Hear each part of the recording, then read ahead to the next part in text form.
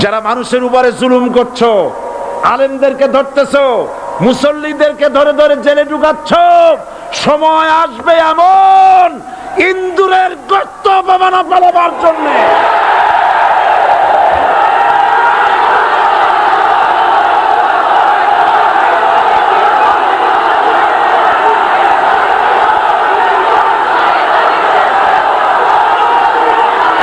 এই দলটির নাম ছিল আওয়ামী মুসলিম লীগ। এই দলটির নাম ছিল কি? আওয়ামী মুসলিম লীগ।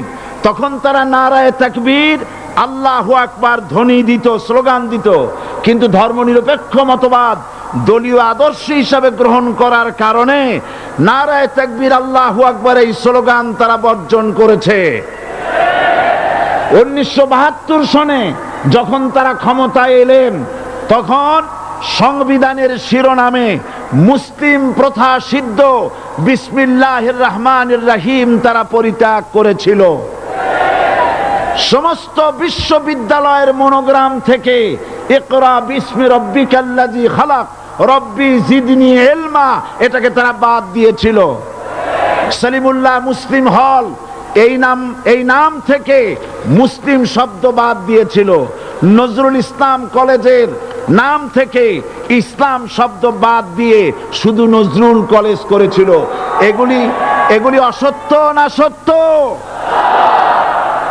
বর্তমান এই সরকার ধর্মনিরপেক্ষ হওয়ার কারণে ইসলাম এবং মুসলিম বিদ্বেষী তার অসংখ্য প্রমাণ এই জাতির কাছে রয়েছে। দেশের শ্রেষ্ঠ সন্তান হচ্ছে আলেম ওলামা, পীর বুজুর্গ। বলেন সুবহানাল্লাহ। দেশের শ্রেষ্ঠ সন্তান পীর মাশায়েখ আলেম ওলামাদের বিরুদ্ধে কোন জায়গায় কোন দুর্ঘটনা ঘটলেই তাদেরকেই দায়ী করা হয়। হরকুতুল জিহাদ, লাদেন বাহিনী, তালেবান নাম করে আলেমদেরকে গ্রেফতার করে এই সরকার পুলিশ দিয়ে নির্যাতন করেছে সরকার।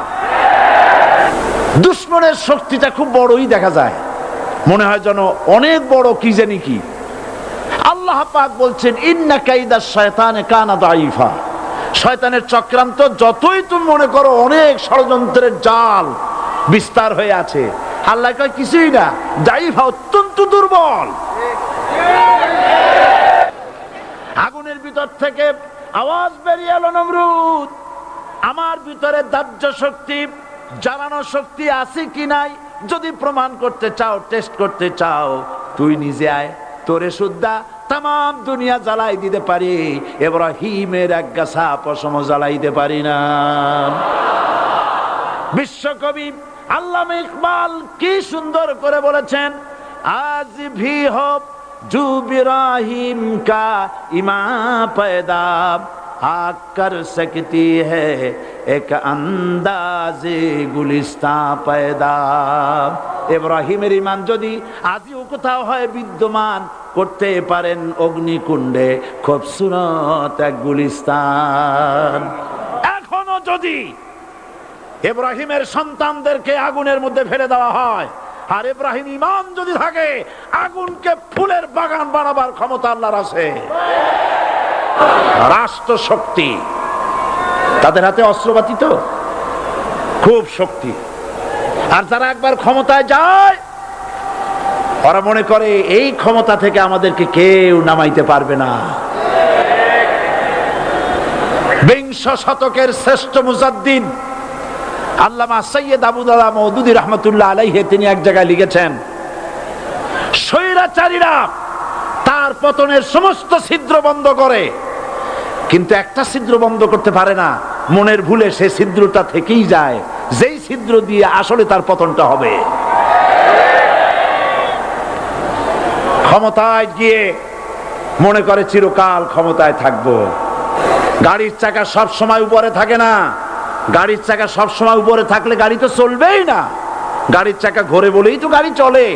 সুতরাং এই উপরে তোমার চাকা উপরে এখন আছে বলে, তোমার দলের চাকা উপরে আছে বলে যারা মানুষের উপরে জুলুম করছো, আলেমদেরকে ধরতেছো, মুসল্লিদেরকে ধরে ধরে জেলে ঢুকাচ্ছ, সময় আসবে এমন ইন্দুরের গর্ত অপমানা পালাবার জন্য।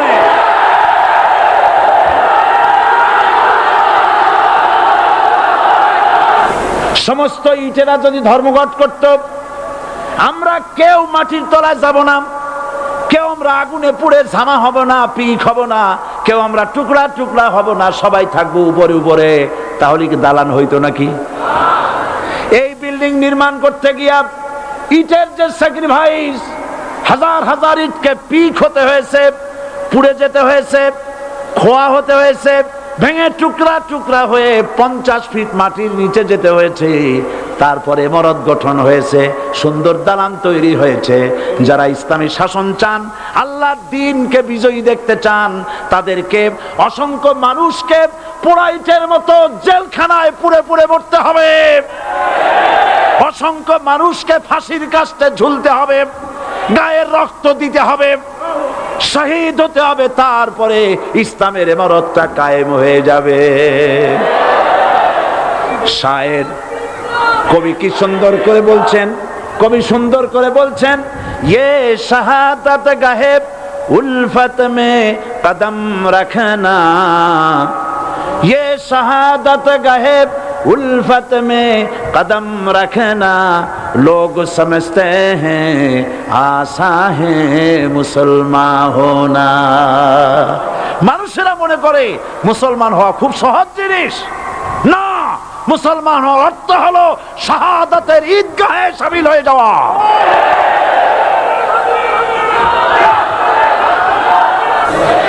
আমরা নাকি ধর্মের নামে রাজনীতি করি। আমি বলি, ধর্মের নামে আমরা রাজনীতি করি না, আমরা ধর্মীয় রাজনীতি করি। কথাটা বুঝে আসছে কিনা? ধর্মের নামে রাজনীতি তো সেই ব্যক্তি করে 1996 সনের নির্বাচনের আগে যিনি মাথায় পট্টি বেঁধেছিলেন, যিনি শপথ গ্রহণের সময় হাতে তসবিহ পড়েছিলেন, ধর্মের নামে রাজনীতি তিনি করেছেন। আজ অনেকগুলি ডিগ্রি পেয়েছেন তিনি, অনেকগুলি ডিগ্রি পেয়েছেন। কয়টা? মুখস্থ হয়ে গেছে আপনাদের। শকুনেরা, শকুন যদি গরুর গোশত কিনে খাওয়া লাগতো, 80 টাকা কেজি দরে শকুনে এত গোশত কিনে খাইতে পারতো না। লেখাপড়া করে যদি ডিগ্রি নেওয়া লাগতো, এত ডিগ্রি কপালে জুটতো না। পয়সা দিয়া ম্যানেজ করা ডিগ্রি, কিন্তু 9টা নিলে কি হবে? আসল ডিগ্রিটা এখনো বাকি আছে। আসল ডিগ্রি কোনটা? নির্বাচনের আগে পট্টি বেঁধে তসবিহ নিয়ে গোটা জাতিকে যে সফলভাবে প্রতারণা করতে আপনি পেরেছিলেন মহা প্রতারক হিসেবে, সেই ডিগ্রি আগামী নির্বাচনের মোক্ষম সময় জনগণ আপনার গলায় পরায় দেবে। কোরআন নিয়ে বাঁচতে চাই, এই কোরআন নিয়ে মরতে চাই, এই কোরআন থেকে আমাদেরকে বিচ্ছিন্ন করতে চায় কাফের, বেঈমান, মুশরিকেরা। ও আমার জাতি, কোরআন থেকে যারা বিচ্ছিন্ন করতে চায়, তোমরা কি তাদের বিরুদ্ধে জিহাদের জন্য প্রস্তুত থাকবে?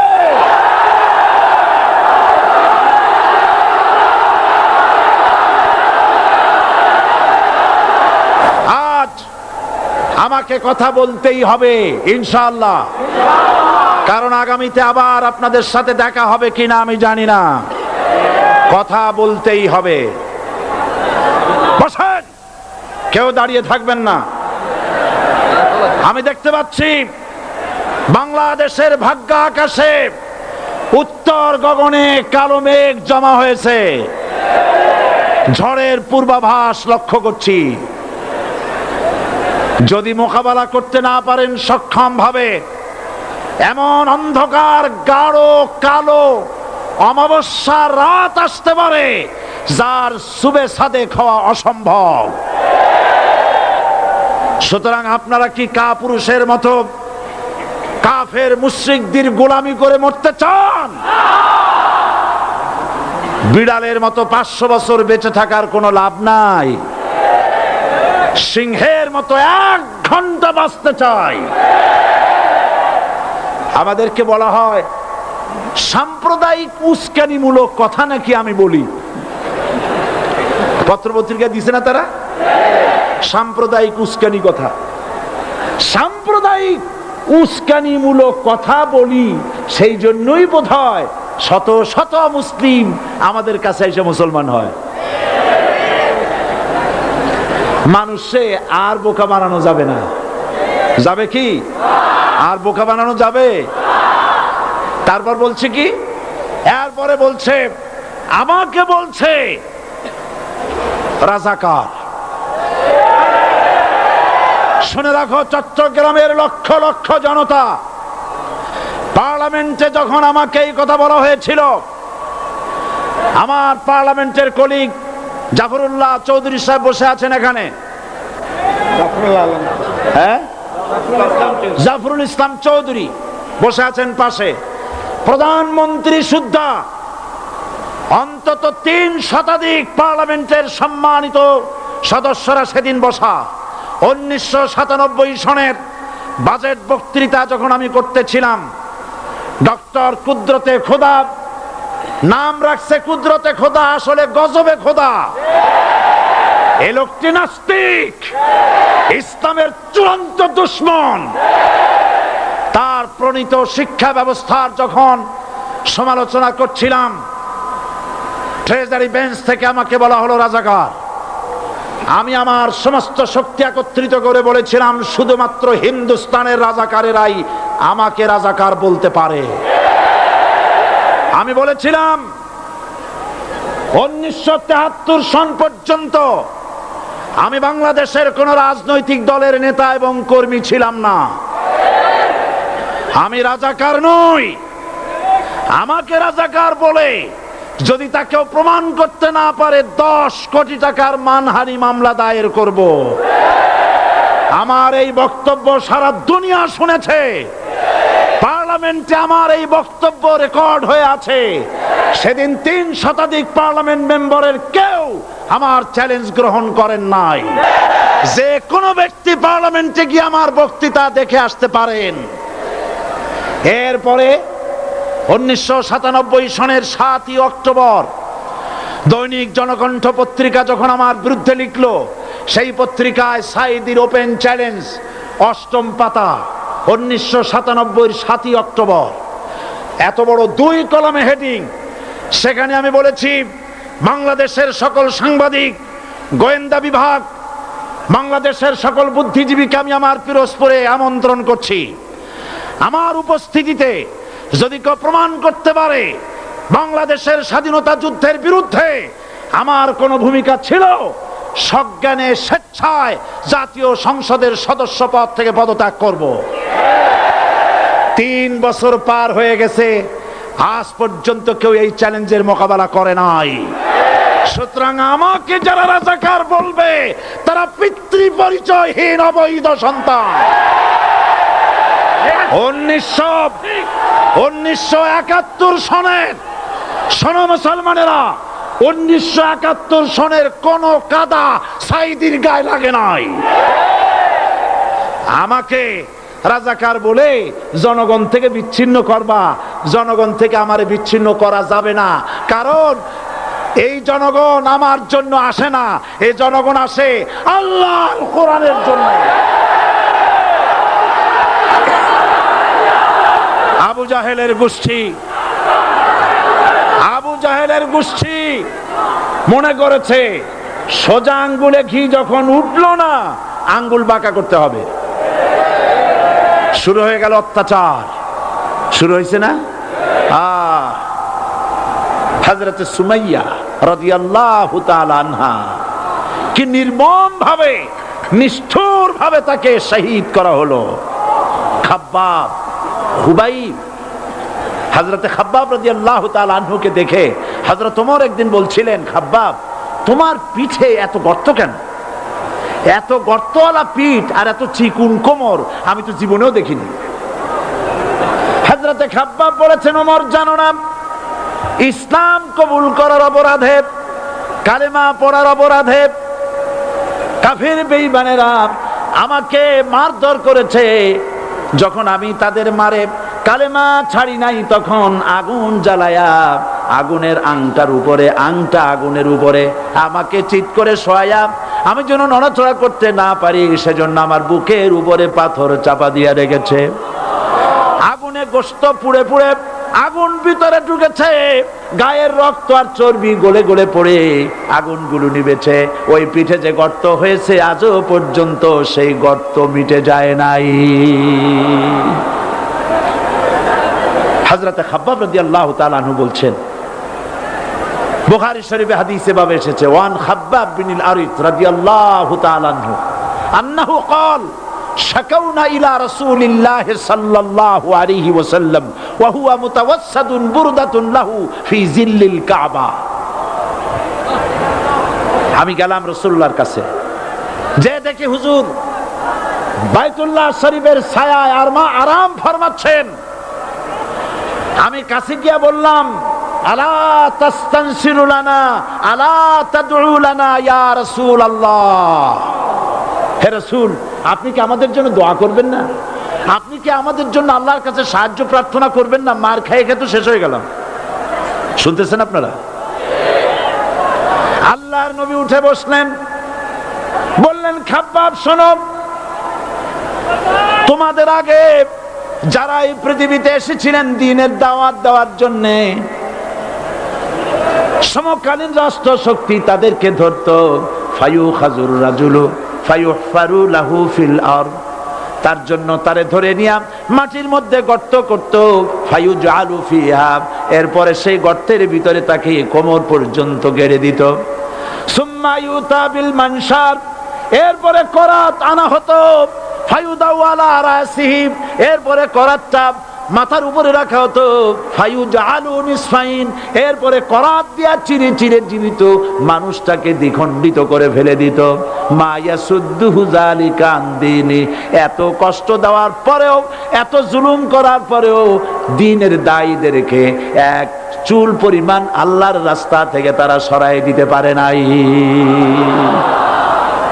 ওয়াল্লাহি, ও খাব্বাব, আমি আমার আল্লাহর নামে কসম করি। ও মুসলমান, কে কসম করতেছে? আল্লাহ রাসূল। আমি আমার আল্লাহর নামে কসম করি, ওয়াল্লাহি লা ইউতাম্মান্নাল্লাহু হাযাল আমর হাত্তা ইয়াসির রাকিবু মিন সানা ইলা হাযরামাউত। সেদিন বেশি দূরে নয়, ইয়েমেনের রাজধানী সানা থেকে শুরু করে সৌদি আরবের হাযরামাউত পর্যন্ত হাজার হাজার মাইল, এই দীর্ঘ পথে যুবতী নারী তার সৌন্দর্যের পশ্চা নিয়া, আর ধনাঢ্য ব্যক্তিরা সওদাগরেরা তাদের টাকা পয়সা নিয়া একাকে নিয়ে অথবা দলবদ্ধ ভাবে মানুষেরা যাতায়াত করবে। লা ইয়াখাফু ইল্লাল্লাহ, মানুষের মনের মধ্যে কোনো ভয় থাকবে না। এমন একটা সময় আসবে, সকলকেই মনে রাখতে হবে, কাফের মুশরিক মুনাফিকদের অধীনে গোলামীর জিন্দেগির চাইতে ঈমান হেফাজত এবং স্বাধীনতা রক্ষার জিহাদে শরীক হয়ে শাহাদাতের মৃত্যু হাজার গুণে শ্রেয়। তারা চায় আমাকে জনগণ থেকে বিচ্ছিন্ন করতে, কিন্তু জনগণ থেকে আমাকে বিচ্ছিন্ন করা যাবে না। কারণ আমার আকর্ষণে মানুষ আসে না, আকর্ষণ হলো আল্লাহর কোরআন। জনগণকে বিচ্ছিন্ন করা যাবে না। এই চট্টগ্রাম থেকেই ইসলামী রাষ্ট্রের ঘোষণা হবে। এদেশের ভাগ হয়ে গেছে দুটো শিবির, বোঝাই যাচ্ছে। একদিকে ভারতের পা চাটা গোলাম নাস্তিক মোরতাদ শ্রেণীর বুদ্ধিজীবী এবং তাদের মদতপুষ্ট সরকার, আর একদিকে ইসলামী শক্তি, ইসলামী দল আর দেশ প্রেমিক জাতীয়তাবাদী শক্তি। একদিকে হিমালয় পাহাড় আর একদিকে সূচো ইঁদুর। আল্লাহ বিজয় দেবে মুসলমানদের। কাদের বিজয় হবে? বাংলাদেশে কোরআনের রাজ কায়েম হোক, তাকে আপনারা চান? কারা কারা চান? দুহাত উঁচু করে দেখান। দাঁড়াবেন না, দাঁড়াবেন না। আমাদের যারা মৌলবাদী বলে ওরা হলো আগাবাদী। মূলে আছে কত কোটি? 12 কোটি। মূলে আছে কত কোটি? আর আমাদের যারা মৌলবাদী বলে ওই থাকো গাছের আগায়, আমরা মূলে। লাফালাফি বেশি করবা না, 12 কোটিতে গাছের গোড়া আসতে নানা দেবে, মামু বাড়ি দিল্লি গিয়ে পড়বা, বাংলার জমিনে জায়গা হবে না। এ কথা বিশ্বাস করো। বাংলাদেশের মুসলমানদের শরীরে এক বিন্দু রক্ত থাকতে শয়তানের তৈরি করা ধর্ম নিরপেক্ষ মতবাদ বাংলার জমিনে কায়েম হতে দেওয়া হবে না, হবে না।